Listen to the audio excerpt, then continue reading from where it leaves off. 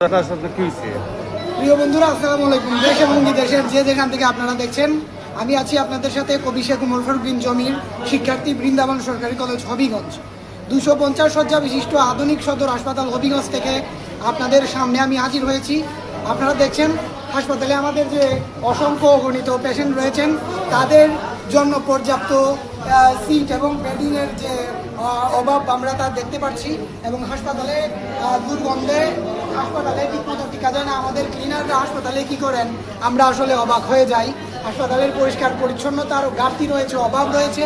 এবং হাসপাতালের বিশেষ করে শেখ হাসিনা একাডেমিক ভবনের যে 6 তলা রয়েছে, সেই 6 তলায় আপনারা জানেন, অনেকে হয়তো জানেন না যে 6 তলায় ওয়ার্ড বয় আলমগীর এবং ওয়ার্ড বয় সুমন কিছু দালালদেরকে নিয়ে সেখানে সিন্ডিকেট তৈরি করেছে এবং তারা রুগীদেরকে সিটে উঠানোর জন্য আমাদের হবিগঞ্জ সদর সহ অন্যান্য জায়গায় রুগীদেরকে ফ্লোরে ফেলে রাখে এবং সিটে উঠানোর জন্য তারা টাকা দাবি করে।